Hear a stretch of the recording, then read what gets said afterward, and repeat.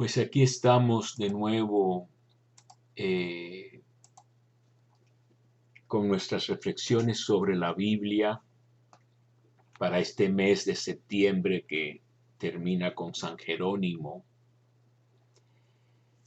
Y yo quisiera seguir hablando de aspectos importantes de la Biblia y que tienen relevancia para nuestras vidas y muy en particular para estos tiempos que estamos viviendo, que en verdad no creo sean otra cosa que, vamos a decir, una exasperación, una volverse más áspera nuestra condición normal, que es problemática y que tenemos que enfrentar con toda la sabiduría posible, con todas las virtudes posibles.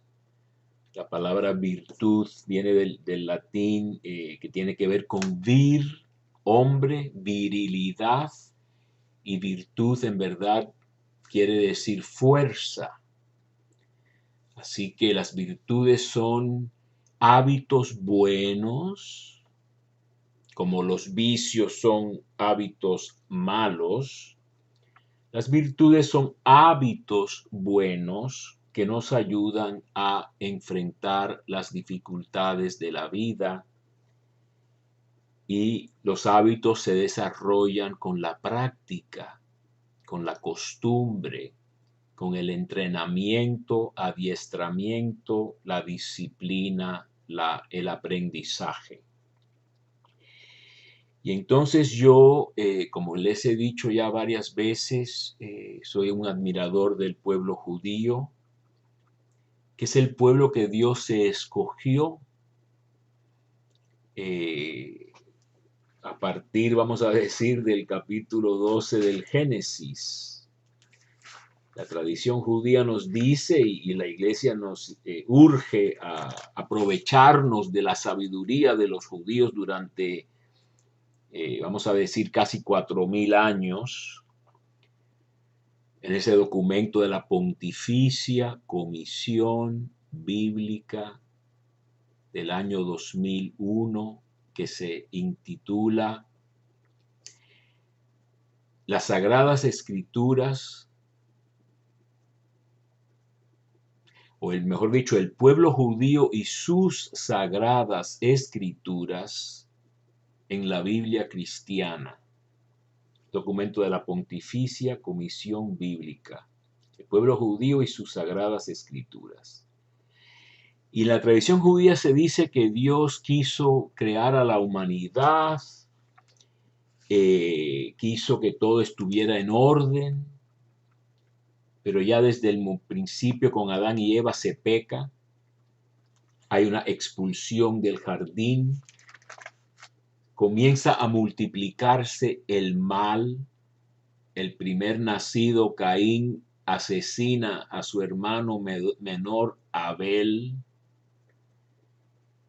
y se multiplican estos males de modo que Dios envía el diluvio como una limpieza total de la tierra, porque se había multiplicado la violencia, dice Génesis capítulo 6 en el verso 11. Dios miró a la tierra y he aquí que estaba viciada, porque toda carne tenía una conducta viciosa sobre la tierra. Estamos hablando de los vicios. No sé qué ha cambiado desde ese entonces, ¿no? Y entonces envía el diluvio reservándose para sí a un solo hombre y su familia, Noé. Y llueve sobre la tierra de modo que todo se destruye. Dios, dice la Biblia, Dios se arrepintió de crear al hombre, ¿verdad? Le pesó a Yahvé de haber hecho al hombre en la tierra y se indignó en su corazón. Y dijo Yahvé, Voy a exterminar de sobre la haz del suelo al hombre que he creado, desde el hombre hasta los ganados, las sierpes y hasta las aves del cielo, porque me pesa haberlos hecho. Así que toda esa belleza de los 6 días de la creación, las aves y los reptiles y las aguas y no sé qué, todo eso dice Dios, no salió bien, me arrepiento de haber creado.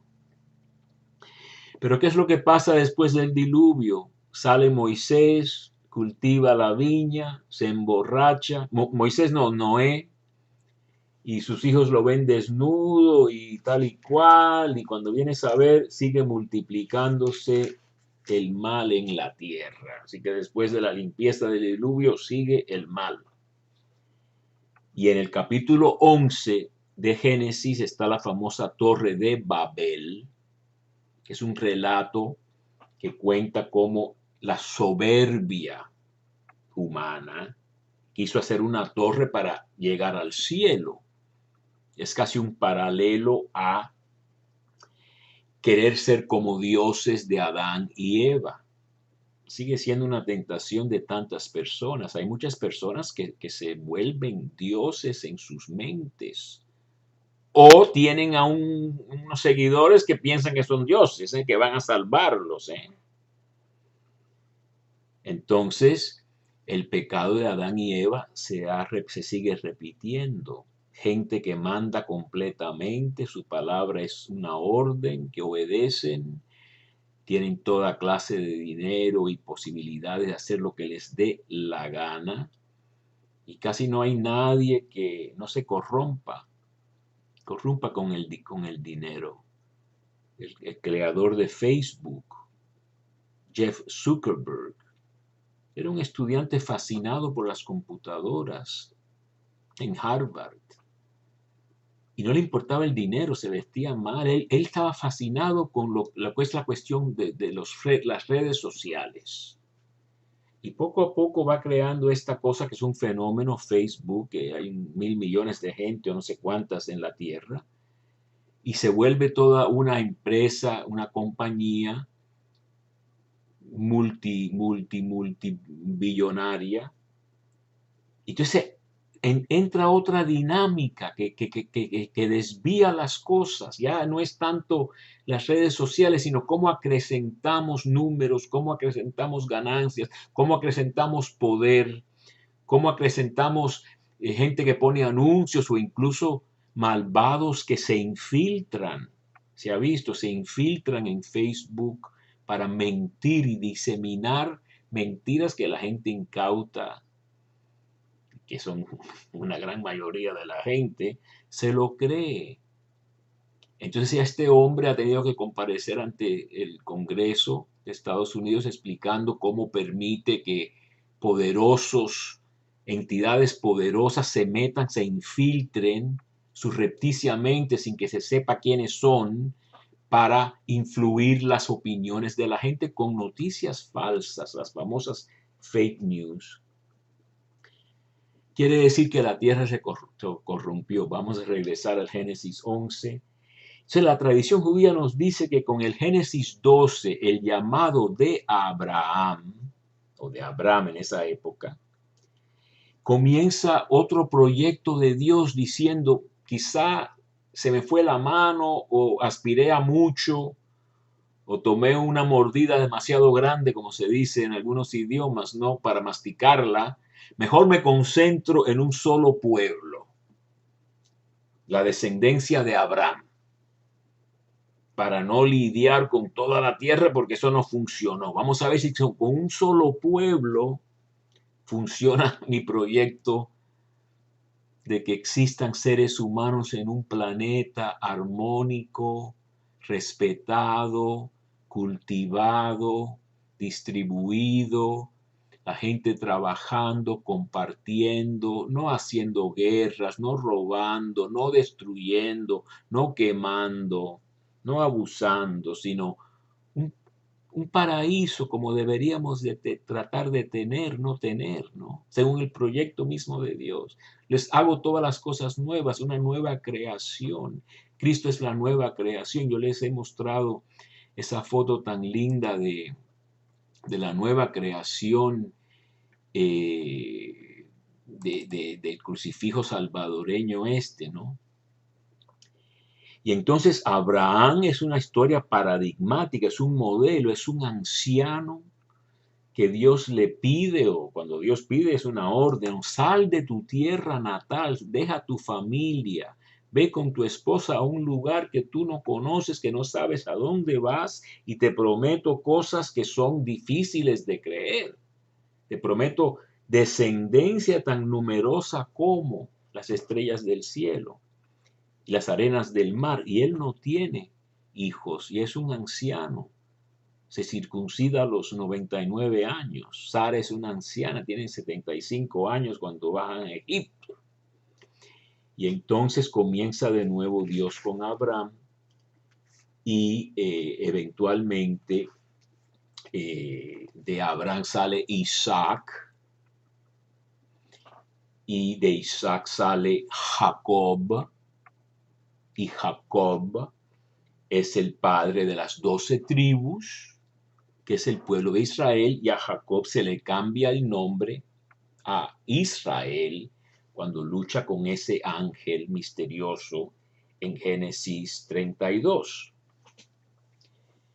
Entonces ahí tenemos el pueblo de Israel, pero el pueblo de Israel también peca repetidas veces.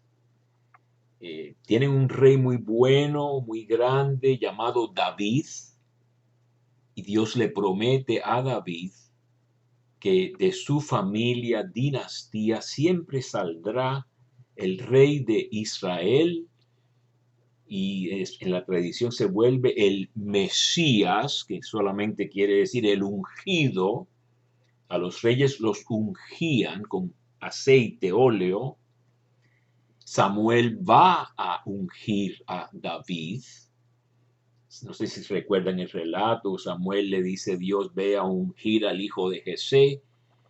Y cuando llega, pues le presentan a todos los hermanos mayores, que eran grandes y tal y cual. Y dice: no, ninguno de estos, no queda otro. Y dice: sí, pues, está el chiquitito que está con el rebaño, que ese no cuenta, pero no, tráeme a ese. Y ese era el que Dios escogió. David lo unge Samuel y se vuelve rey. Pero era también un hombre sanguinario y lascivio. Ustedes conocen el famoso cuento de que él sale a la azotea a caminar en el techo y ve a una mujer bella, casada, bañándose, y la desea. Es el rey, la trae, se hace como Dios, una orden, la trae a su casa. La mujer no va a decir no. Se acuestan, queda embarazada, y ahora dice el tipo, David: tengo que cubrir mis pasos, ¿cómo hago? Pues el esposo primero lo trato de emborrachar a ver si se acuesta con la esposa y así encubro lo que he hecho. Pero como es en la guerra santa, en las guerras de Israel, eran guerras que no se tenía sexo, los soldados no tenían relaciones con sus mujeres porque eran guerras santas que no se podían contaminar con el sexo. Duerme fuera de la casa la primera noche, lo emborracha otra noche, tampoco entra, y dice: este tipo no va a entrar a la casa, así que voy a tener que hacer otra cosa, y lo manda al frente cuando la batalla es más recia y lo mata. Así que además de ser un adúltero y un lascivio deseoso de mujeres ajenas, mata al esposo, es un asesino también. Y ese es el rey David. Y entonces se le muere ese primer hijo, él se casa con Betsabé, el segundo es Salomón, y sigue la promesa en pie, pero fíjense con qué clase de gente tiene que lidiar el Señor, ¿no?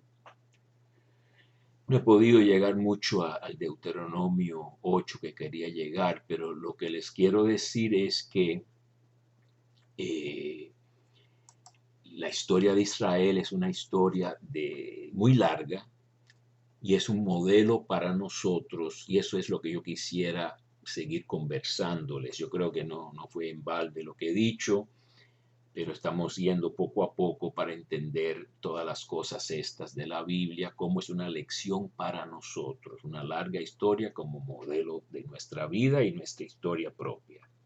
Gracias.